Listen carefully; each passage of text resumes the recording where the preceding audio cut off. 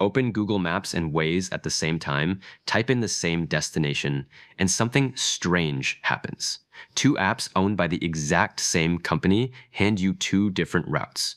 And the reason why is a much bigger story than most people realize. You have probably felt it already. One app keeps you on the main road. The other one throws you down a side street you have never seen before, past somebody's front garden, and somehow still gets you there faster. Google bought Waze back in 2013 for well over $1 billion. It already owned the biggest map on Earth. So why keep a second app alive that argues with the first one every single day? The answer is that these two maps were born in completely opposite ways. One was built looking down from space with enormous amounts of money. The other was built from the driver's seat by people with almost none. Google Maps started with a small company Google bought in 2004. Then came the satellites, the aerial photos, and the famous camera cars that drove millions of miles photographing the world one street at a time. That approach costs a fortune. You need licensing deals, laser scanners, planes, fleets of vehicles, and thousands of staff checking the results. Only a handful of companies on the entire planet can even attempt it. Now go back to Israel around 2006, where a software engineer was sitting in traffic getting more and more annoyed. His map was wrong, his map was old, and fixing it was going to cost a fortune he did not have. His name was Ehud Shabtai. He had a handheld device with satellite navigation, and the streets on it did not match the streets outside his window. The data behind it was locked up and expensive. So he did something nobody serious was doing. He started with an empty screen, no roads at all, a blank country. And he decided that ordinary drivers would fill it in for him without being paid a single thing. The idea was simple. Drive with the app running and your phone quietly records where you went. A road appears behind you on the blank map. Every trip by every user makes the picture a little more complete. But there was an obvious hole in the plan. Why would anyone volunteer for that? Nobody wakes up excited to survey roads for free on their way to work. The whole thing should have died right there. So they made it feel like a competition. Points for driving, points for reporting, ranks that climb from beginner all the way up to royalty, little rewards scattered on roads the map still needed. And people genuinely loved it. It began as a free open project for Israel. Anyone could join, anyone could fix mistakes, and the map improved every week. It was crude compared to the giants, but it was alive in a way theirs was not. In 2008, it became a real company.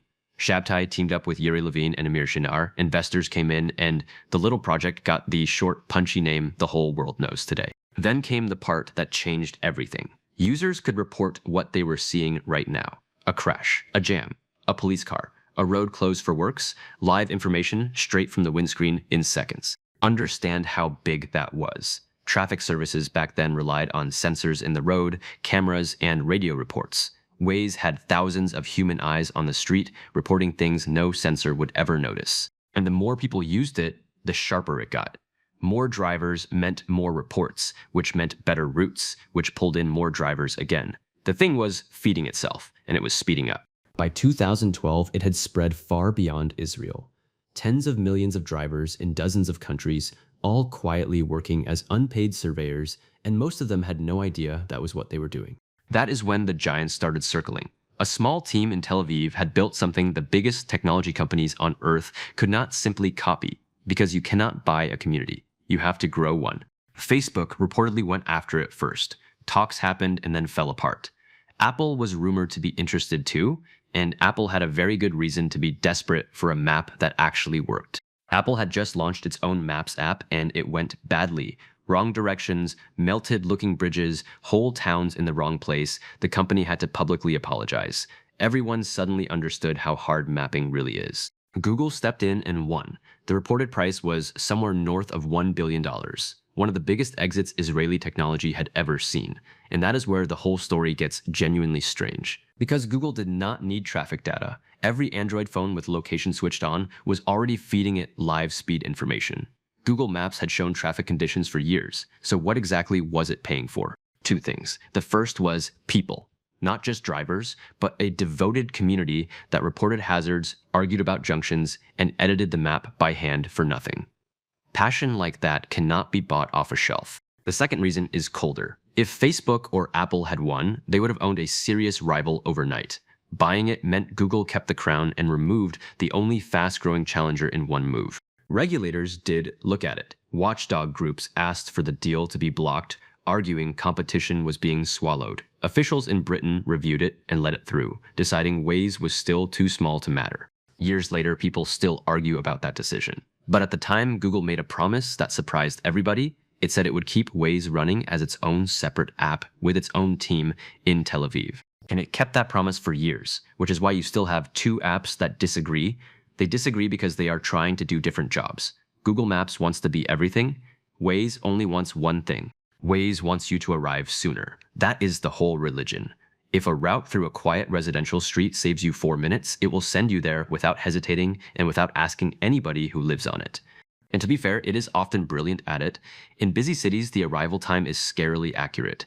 It warns you about crashes ahead, closed lanes, objects on the road, and speed cameras before you reach them. Google Maps plays a different game. Walking, cycling, buses, trains, opening hours, reviews, photos, offline maps, and directions in places where barely anyone is driving. It is a map of the world, not just the road. That difference exposes the biggest weakness in the Waze idea. It only works where crowds are. Drive somewhere rural and the reports dry up, the traffic layer goes quiet, and the clever app becomes an ordinary one. There are other costs too. It leans hard on your battery and your data. The screen is busy. Adverts appear for shops along your route and pop up when you stop, which some drivers find genuinely annoying. Meanwhile, Google was watching and learning. Google Maps quietly gained its own reporting buttons for crashes, speed traps, and slowdowns. The student taught the giant, and the giant borrowed the best parts for 1 billion more users. Which raises an uncomfortable question. If Google Maps can now do the reporting too, what is left that only Waze does? And the honest answer is loyalty, habit, and the police warnings people refuse to give up.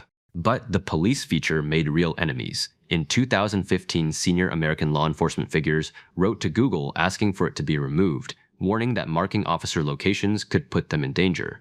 Google kept the feature. Its argument was that drivers slow down when they know police are near, which makes roads safer. Both sides had a point, and the argument has never really been settled since. The bigger fight was happening on ordinary streets. Neighborhoods that had been quiet for 50 years suddenly had queues of strangers crawling past their houses every morning because an app decided their road was a shortcut. In parts of Los Angeles, residents fought back the only way they could. They logged into the app and reported crashes that never happened, jams on empty roads, anything to convince it their street was blocked. It rarely worked because reports from trusted long-term users count for more than reports from brand new accounts. So the people trying to beat the system would have had to use it heavily first. Some towns went further and changed the streets themselves. One small town in New Jersey tried closing dozens of roads to outside traffic at rush hour, with fines for anyone who was not a local resident.